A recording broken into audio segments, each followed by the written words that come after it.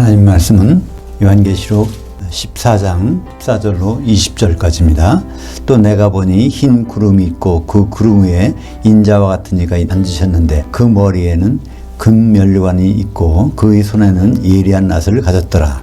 또 다른 천사가 그 성전으로부터 나와 그 구름 위에 앉으신 이를 향하여 큰 음성으로 외쳐 이르되 당신의 그 낫을 휘둘러 거두소서. 그 땅이 곡식이 다 익어 거둘 때가 이르렀음이니이다 하니 그 구름 위에 앉으신 이가 낫을 그 땅 위에 휘두르매 그 땅이 수확되었더라.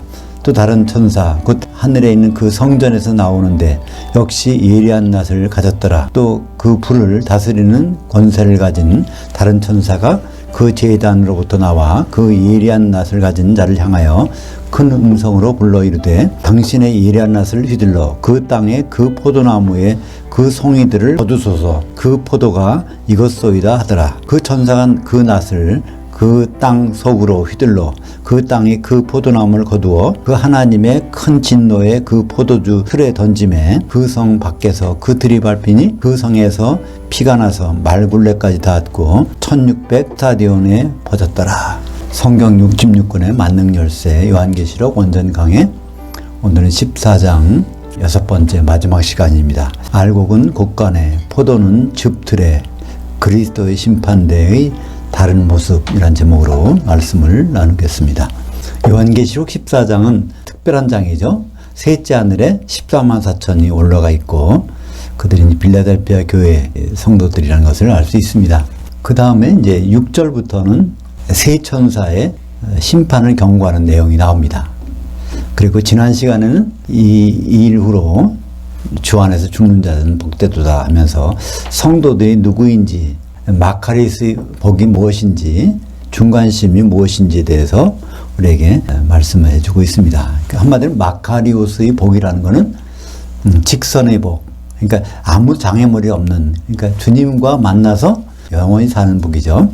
그것이 이제 마카리스의 복인데 요한계시록에는 그 7번 나와 있다고 그랬습니다. 그 다음에 중간심이라는 것은 죽음부터 부활까지, 그러니까 중간심이 있다는 얘기는 우리는 후반전이 있다는 얘기입니다. 그러니까 전반전에서 이 세상에서는 육신의 몸을, 혼의 몸을 입고 사는데 이제 후반전에서는 영의 몸을 입고 사는 것, 그러니까 부활한 몸을 입고 사는 그 자체가 이제 성경에서는 이제 후반전, 그러니까 그 사이에 중간심이 있습니다. 그리고 우리 죽는다는 것은요, 잠깐 휴식하는 거예요. 잠깐 휴식하는 시간을 우리가 두려워할 필요는 없지 않습니까? 그 다음에 후반전에 어디서 보내느냐? 천년왕국에서 그 공중에서 통치하느냐? 지옥에서 천년 동안 지냈느냐? 그것이 참 두려운 일이죠. 오늘은 그 14절부터 20절까지는 그리스도의 심판대를 요한계시록에서는 알곡을 곡간에 포도주는 즙틀에 처리한 것을 이거로 나타내고 있습니다. 그 그리스도의 심판대를 다른 모습으로 우리에게 보여주고 있는 것이죠. 14장 14절에 보면 내가 보니 흰 구름이 있고 구름 위에 인자와 같은 이가 있는데, 그러니까 여기서 인자 같은 이가 우리 이제 심판주이신 예수님을 말씀하고 있습니다. 근데 여기 구름이 나와요. 이 구름이 무엇일까요? 예수님은 누구하고 같이 오신다 그랬어요? 천사와 같이 오시니까 우리는 여기서 구름을 천사들이라고 볼 수 있습니다. 그러니까 사도 요한은 눈에 보이는 것을 기록한 사람이에요. 그러니까 사도 요한의 눈에는 천사들이 바로 구름으로 보인 것 같아요. 그러니까 그렇게 기록을 했죠.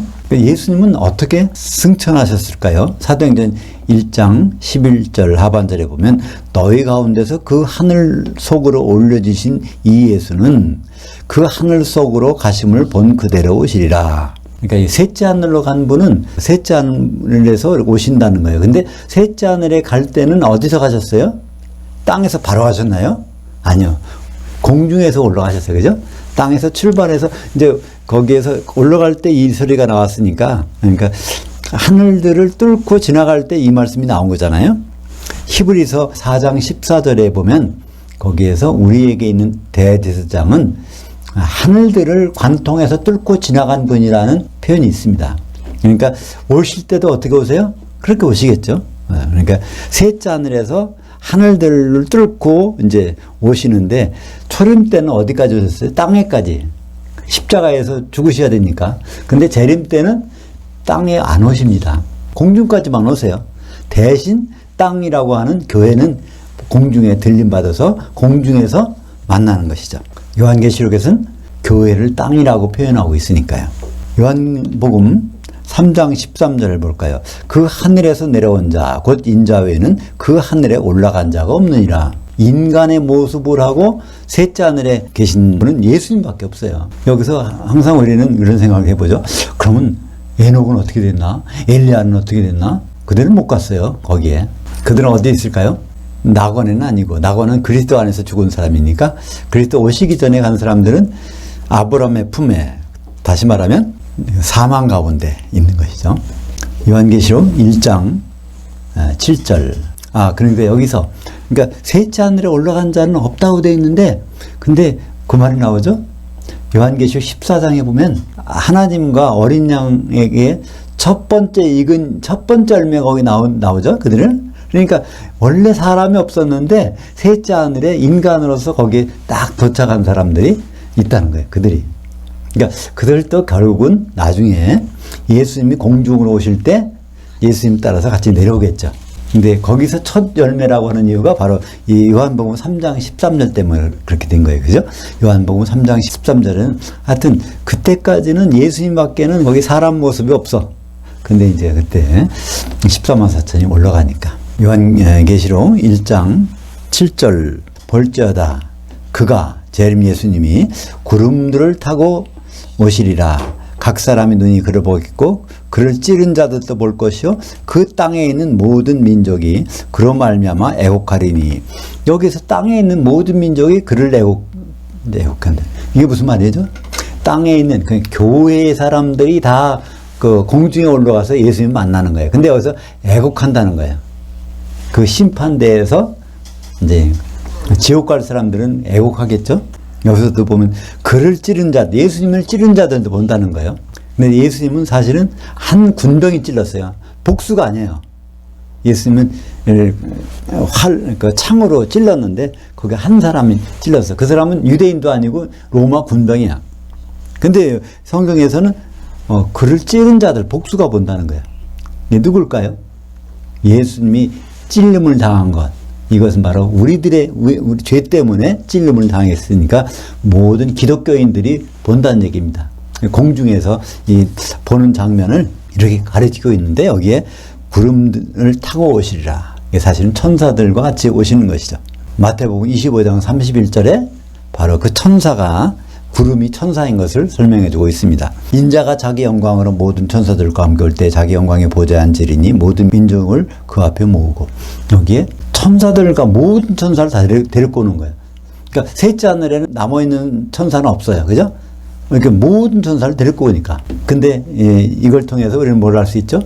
인자가 구름 타고 오시는, 구름과 같이 오시는데 이 천사가, 그러니까 사도 요한의 눈에는 구름인데 실제적으로 예수님은 말씀하시기를 천사라고 하는 거예요. 그냥 모든 천사 같이 공중에서 나타나는 것입니다. 데살로니가전서 4장 16절에 주께서 호령과 천사장의 음성과 하나님의 나팔 소리로 친히 그 하늘로부터 강림하시리니. 이게 절기상 무슨 절이죠? 나팔절이죠. 그죠? 예수님은 나팔절 때 오시고 그때 우리는 나팔절에 부활합니다. 우리는 초곡절에 부활하는 게 아니에요. 예수님이 초곡절에 부활하셨지만 우리는 나팔절에 부활합니다. 근데 그 장소가 어디예요? 공중인데 여기 나오잖아요. 주께서 어떤 모습이에요? 주님인데 천사장이야. 그리고 하나님, 천사장의 음성과 하나님의 나팔 소리로 오신 거예요. 그럼 이게 세 분이 오시나요? 아니요. 예수님이 주님이시고 예수님이 또 그 천사장도 되셔. 그러니까 모든 천사를 통솔하려면은 예수님의 위치가 천사장이에요. 그죠? 대한민국에 군인이 있어요.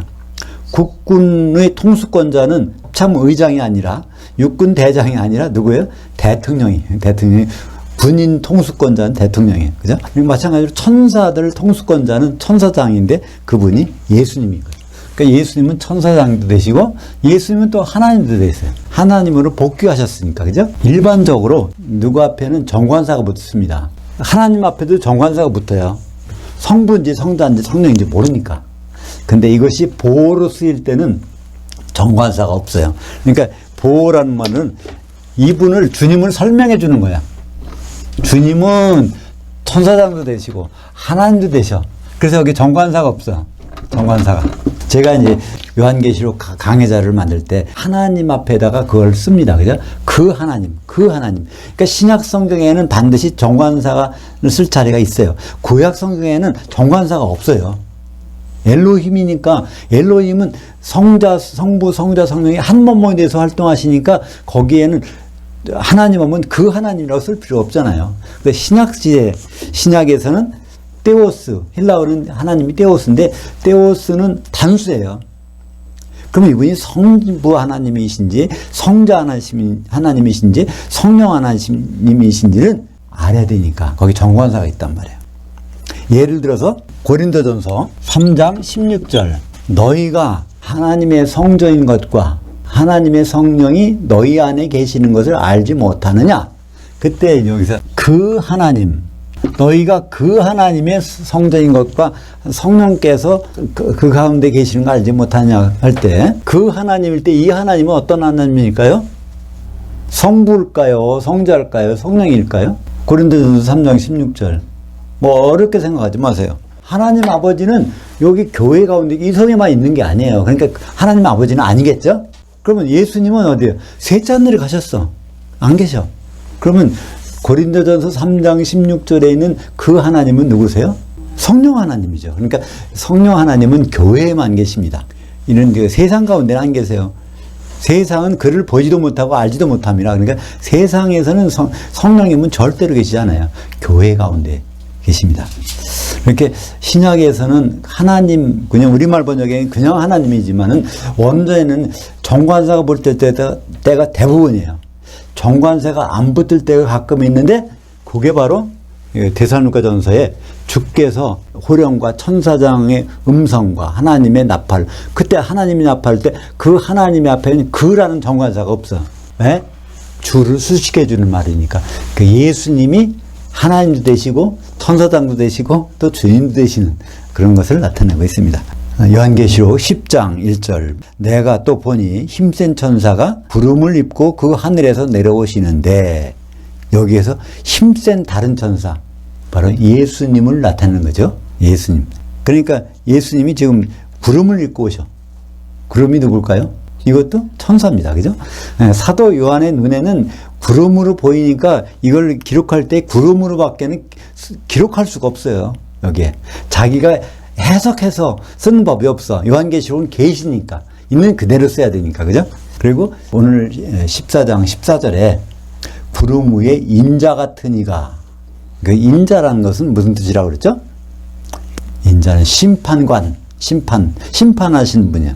요한복음 5장 27절 또 인자됨으로 말미암아 심판하는 권한을 주셨느니라. 그리고 이 앞에 요한복음 5장 22절에는요 아버지께서는 아들에게 심판하는 권세를 주셨느니라 이 말씀이 있어요. 그러니까 아버지 하나님께는 심판을 이제 다 누구한테? 아들에게 맡기셨어요. 그러니까 심판하는 분은 아버지도 아니고 성령께서도 심판 안 해. 누가 심판? 예수 그리스도께서 인자로서 심판하십니다. 그것은 바로 예수님이 하나님 아버지보다 힘이 세고 뭐 성령님보다 낫고 이래서 그런 게 아니에요. 그 하나님 질서 가운데서 이렇게 정하셨기 때문에 그렇습니다.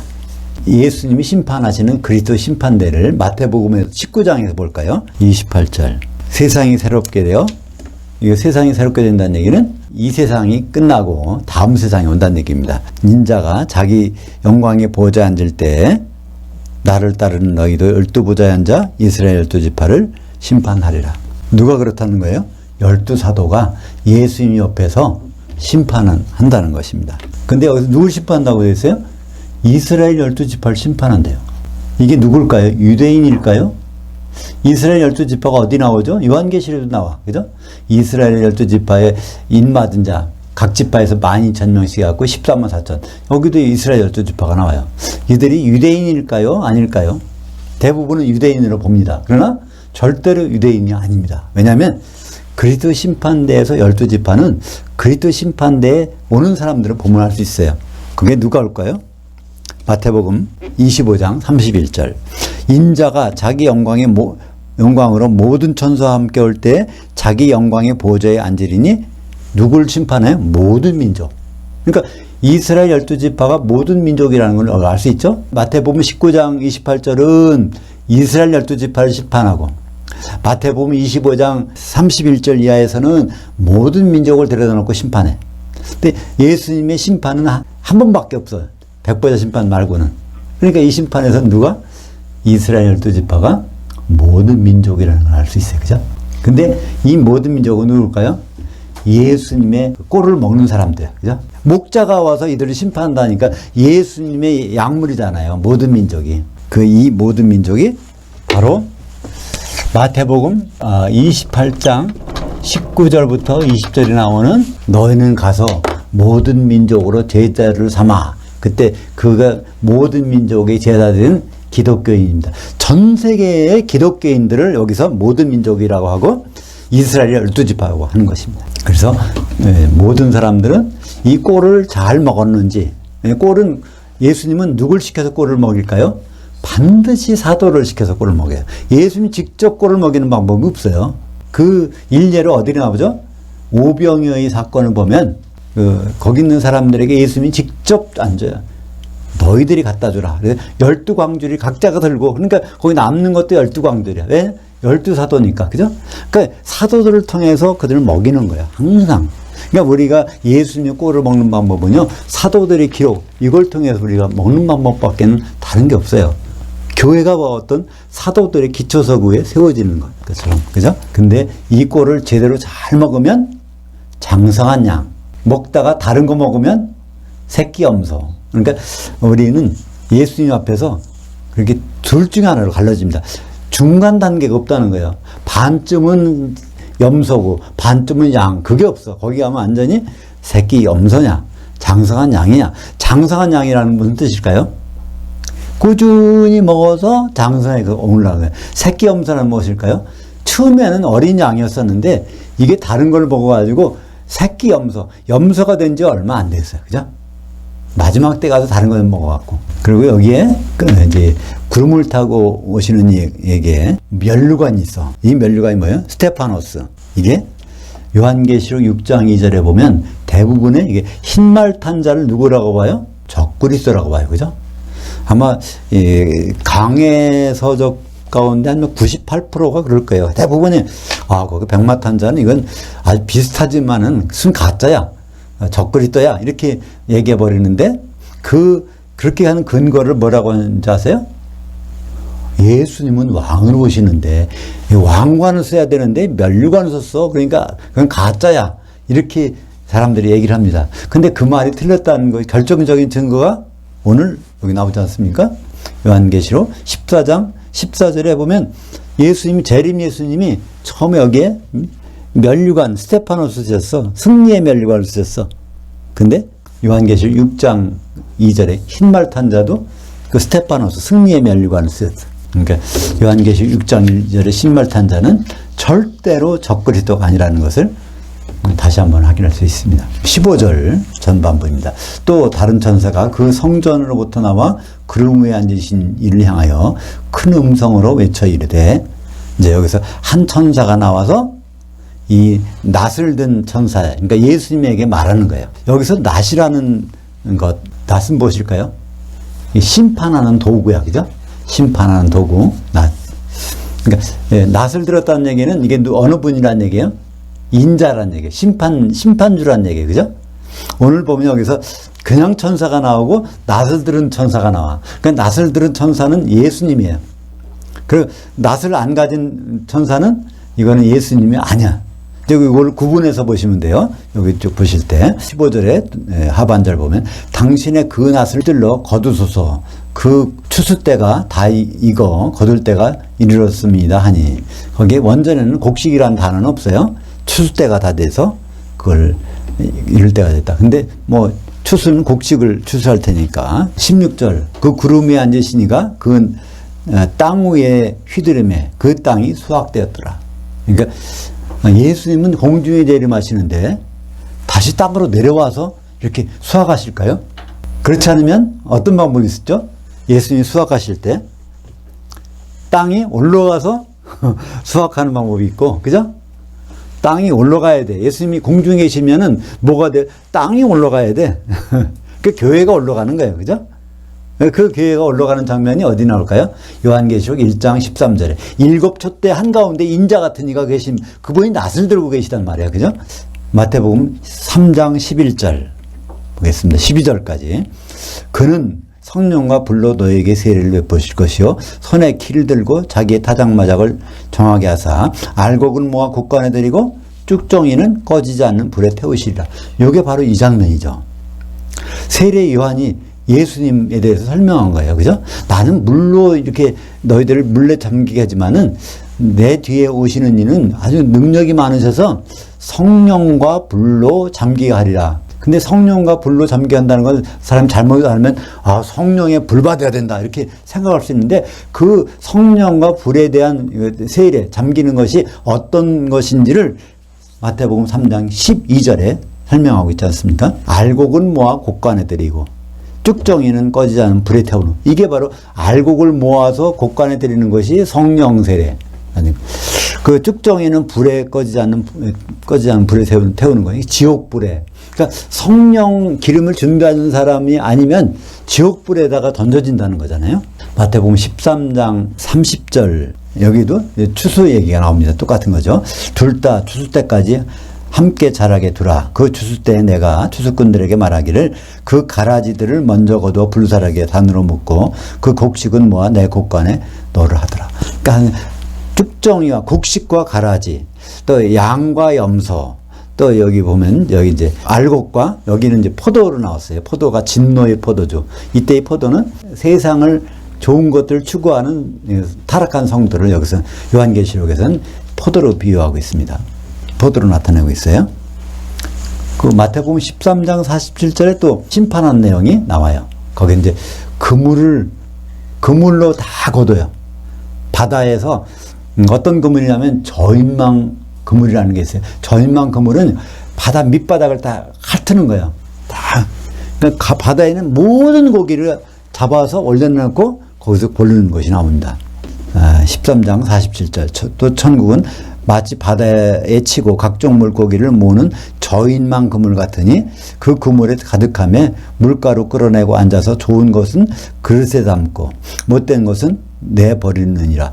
그릇에 담는 것은 다시 말해서 혼잔치에 들여보내고 나머지는 불 섞인 유리바다 던져지는 거, 이게 바로 그리스도의 심판대. 그러니까 그리스도의 심판대는 성경에 곳곳에 많이 나와요.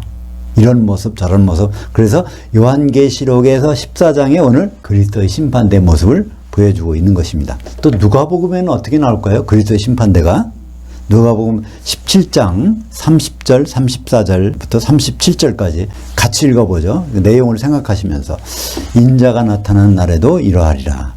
내가 너희에게 이르노니 그 밤에 둘이 한 자리에 누워 있음에 하나는 영접함을 얻고 하나는 추방함을 당함을 얻을 것이요 두 여자가 함께 맷돌을 갈고 있음에 하나는 영접함을 얻고 하나는 추방함을 당할 것이니라. 그들이 대답하여 이르되 주여 어디오니까? 이르시되 그 몸이 있는 곳에는 독수리들이 함께 모임을 당하느니라 하시니라. 이게 이 하는 장소가 그러니까 어디에 공중이라는 걸 알 수 있잖아요. 독수리다 어디 공중에 모이지 어디 모이겠어요, 그죠? 근데 이런 일이 밤에 일어나 또 낮에도 일어나. 그러니까 밤에 잠을 자는 건 밤에 잘 거잖아요, 그죠? 이 곡식 맷돌로 하는 건 식사할 거니까 낮에 할 거잖아요. 그러니까 이건 또 어떤 말이냐면 밤에는 죽어 있는 거야, 그죠?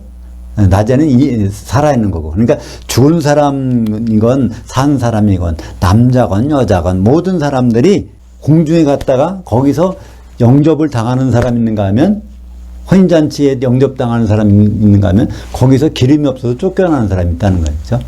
그럴 때 이제 제자들이 물어보죠. 그 장소가 어디입니까? 그러니까 그 장소가 어디입니까? 물어보니까 예수님이 어떻게 야 공중이다 이렇게 말씀하지 않고 그 대답하는 말씀이 기가 막히지 않습니까?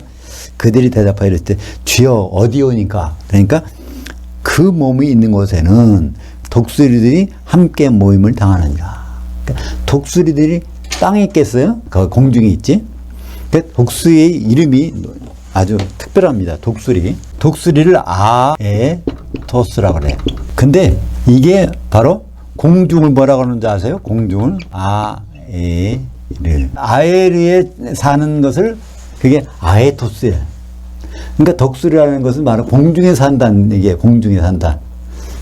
그러니까 성도들을 독수리로 이렇게 말하고 있습니다. 그러니까 예수님은 무슨 독수리겠어요? 우리 형제라면, 예수님이 받아들이라면 예수님은 큰 독수리. 그러니까 요한계시록에 큰 독수리가 나오죠. 그리고 여기에 독수리들이 함께 모임 당하느니라, 이게 자기들이 올라가는 게 아니에요. 수동형이야. 성도들은 우리가 각자 휴거가 하는 것이 아닙니다. 누가 데리고 가가요?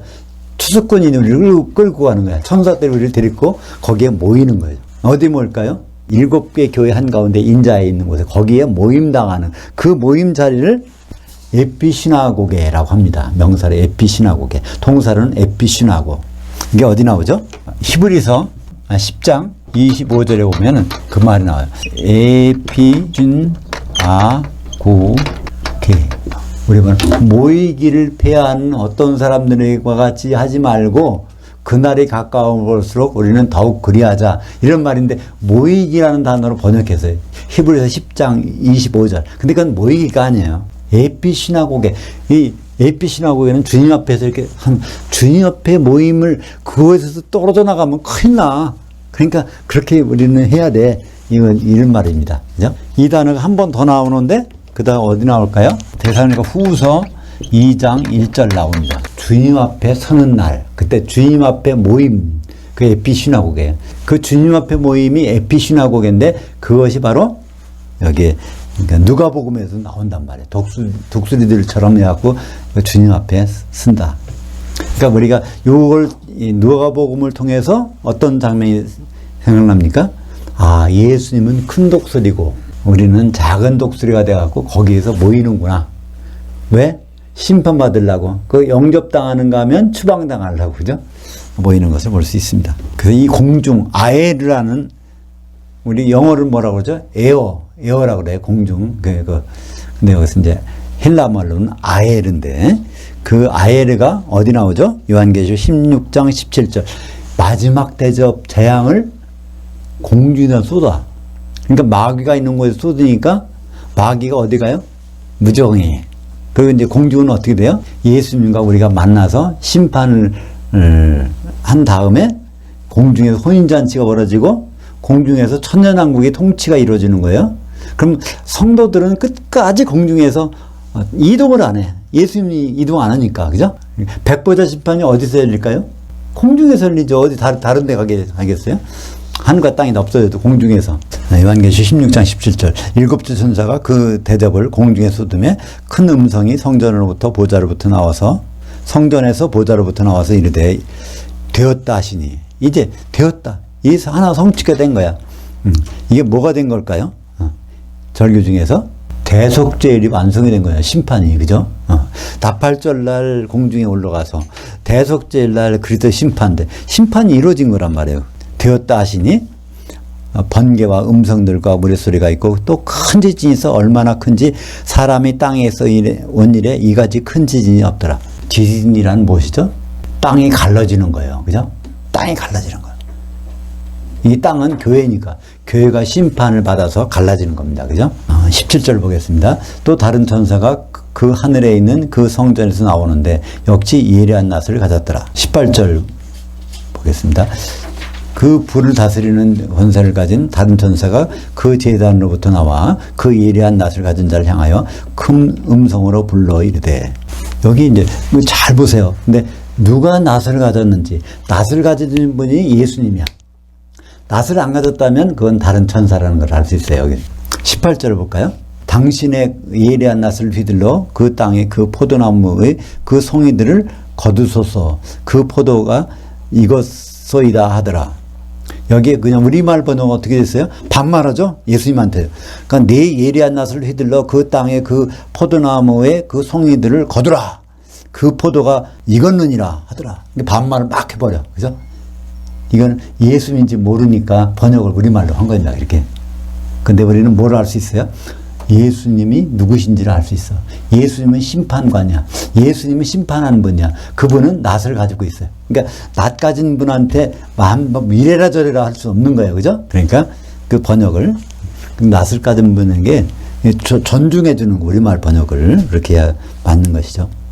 근데 19절 보겠습니다. 그 천사가 그 낫을 그 땅 속으로 휘둘러 그 땅의 그 포도나무를 거두어 그 하나님의 큰 진노에 그 포도들에 던지매. 이것도 마찬가지로 땅에 포도나무가 있어. 근데 땅 속에 있어. 이게 교회 가운데 포도가 있고 포도나무가 있고 거기에 이제 포도가 있는 거예요. 그게 누굴까요? 성도 중에서 진노의 포도주. 포도라는 것은 즐거움의 상징이에요. 안식의 상징이에요. 노아가 홍수 끝난 다음에 포도나무를 심고 그 포도주를 마시고 쉰 것처럼 노아라는 이름 자체가 쉰다는 얘기야. 안식. 그 사람은 이름 자체가 안식이야. 쉬는 사람. 근데 그 쉼이 언제 이루어져요? 노아 홍수 후에. 근데 이 쉼이 세상의 즐거움으로 바뀌어버려서 성도들이 감람류가 되지 않고 포도주가 돼버리면 이게 이제 타락하는 것이죠. 요한계시록에서 포도주는 타락한 성도입니다. 세상의 즐거움에 짝하는 성도를 나타내고 있습니다. 그 성 밖에서 그 틀이 밝힌. 그러니까 그게 포도주의 그 틀이 어디 있어요? 그 바깥에. 성도들이 있는 곳 바깥에 있다는 거예요. 이것이 다시 말해서 지옥불이 그러니까 다른 데서는 지옥불을 나타내죠. 지옥불에서 1000년 동안 금식하는 거. 이게 바로 그 틀 바깥에 있는 것입니다. 요한복음에서도 그리스도의 심판대가 나옵니다. 요한복음 5장 28절 29절 볼까요? 이를 놀랍게 여기지 말라. 무덤 속에 있는 자가 다 그 음성을 들을 때가 오나니. 그러니까 죽은 자들이 부활한다는 거예요. 모든 기독교인들은 부활해. 선한 일을 행한 자는 생명의 부활로, 약한 일을 행한 자는 심판의 부활로 나오니라. 선한 일. 하나님께 선한 일은 뭐죠? 예수님의 혼인에 협조하는 거예요. 그죠? 어린 양의 신부가 되기 위해서 기름을 준비한 자들이 악한 것은 그렇지 않은 것. 기름이 다 소멸된 자들. 그런데 소멸되면 심판, 그러니까 지옥 떨어지는 거고, 이게 기름이 준비되면 생명, 그러니까 1000년 동안 같이 예수님과 지내는 것. 고린도후서 5장 10절. 이는 우리가 다 반드시 그리스도 심판 앞에 나타나게 돼요. 여기서 우리는 누굴까요? 기독교인. 기독교인은 다 반드시 그리스도의 심판대 앞에 나타나게 돼요. 그러니까 공중에 휴거되려고 애쓸 필요 없어요. 그죠? 하나님 나 제발 좀 휴거되게 해주세요. 이렇게 할 필요가 없어요. 그거 안 해도 거기 강제적으로 끌려가게 돼 있어요. 공중에. 그래서 선악간에 그 몸, 단수라고 됐죠? 단수의 몸, 예수 그리스도의 몸이 교회지. 교회에 대해서 선한 일을 했느냐 악한 일을 했느냐에 따라서 심판을 받는 것입니다. 그래서 그 결과가 마태복음 25장 46절에 나옵니다. 그들은 영벌에 의인들은 영생에 들어가리라. 영벌은 한 시대의 벌이에요. 영생은 한 시대의 삶이에요. 영벌. 그 영이라는 것이요. 아이온, 이게 시대예요. 아이온 시대. 그럼 아이온, 이웃으로 붙으면 형용사가 돼요. 이거는 시대의. 한 시대 동안 벌 받느냐, 한 시대 동안 생활을 하느냐, 그 차이가 있는 거예요. 그러니까 지옥에서 한 시대 1000년 동안 보냈느냐, 또 예수님과 더불어 1000년 동안 통치하느냐, 그것이 영생과 영벌. 그러니까 성경에 나오는 영생은요, 모두가 이것입니다. 예수를 믿으면 영생을 얻는다 그러는데 이것이 끝이 없는 삶을 얻는다는 게 절대로 아니에요.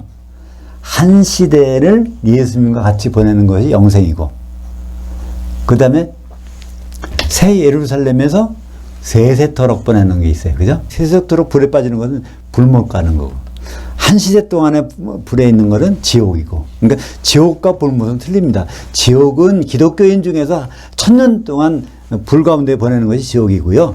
불못은 생명책이 이름이 없는 사람이 세세토록 불에서 벌 받는 것입니다. 스가랴서 14장 4절 때문에 사람들은, 이제 목사님들은, 신학자들은 예수님이 땅에 오신다고 생각합니다. 이 땅에. 스가랴서 14장 4절 때문에.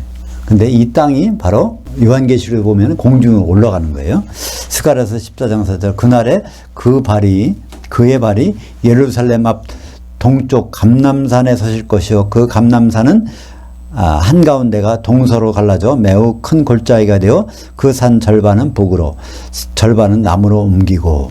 감람류가 누구라 그랬죠? 성령의 기름을 있는 성도들. 감람나무는 교회, 감람산은 모든 교회가 합해진 거예요. 감람산.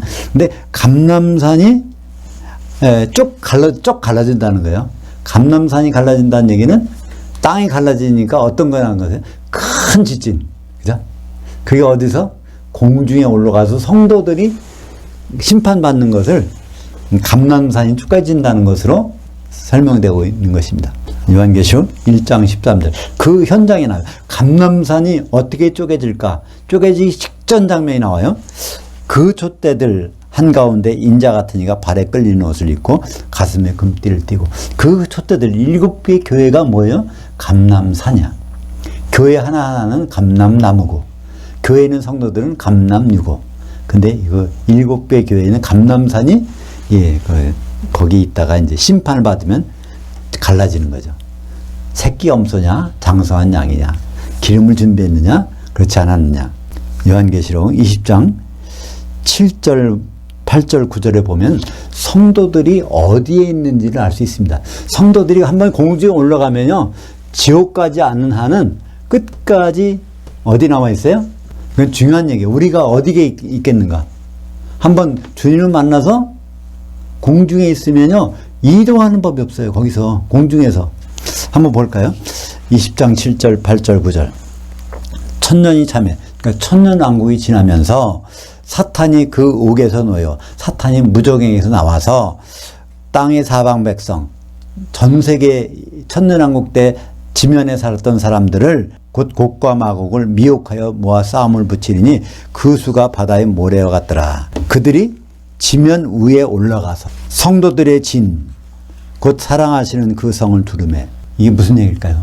땅에 있는 사람들이 마귀한테 미혹돼가지고 어디로 올라가요? 올라간다는 거예요. 어디로 올라갈까요? 여기엔 그 단어가 빠졌어. 공중이라는 단어가 빠졌지만 우리는 알 수 있어요. 올라간다고 돼 있고 성도들에 있는 진을 두른다고 돼 있으니까 공중까지 올라간다는 거잖아요. 근데 불에 셋잔 하늘에서 불이 내려와 그들을 태워버리고, 천년 동안 잘 먹고 지내던 그 사람들은 결국 마귀한테 유혹받는 바람에 다 불에 타고 맙니다. 기도하겠습니다. 하나님 아버지, 오늘은 요한계시록 14장에서 그리스도의 심판대를 만나보았습니다. 알곡은 곳간에 진노의 포도주를 마신 사람들은 즙틀에 밟히는 장면을 우리가 보았습니다. 주님은 이제 구름을 타고 천사들과 함께 공중으로 오실 터인데, 우리가 그 자리에서 장성한 양의 모습일지 새끼 염소들이 될지를 지금부터 잘 준비하는 성도들이 될 수 있도록 인도하여 주시옵소서. 예수님 이름으로 기도합니다. 아멘. 하늘들에 계신 우리 아버지요, 아버지 이름이 거룩히 여김을 받으시오며 아버지의 통치가 임하시오며 아버지의 뜻이 하늘에서 이룬 것 같이 땅에서도 이루어지이다. 오늘날 임박한 그 떡을 주시옵고 우리가 우리에게 빚진 자들을 사해 준 것 같이 우리의 빚을 사해 주옵시고 우리를 시험에 들지 말게 하옵시며 다만 악한 자에게서 구하시옵소서. 대개 통치와 권능과 영광이 아버지께 영원히 있사옵나이다. 아멘.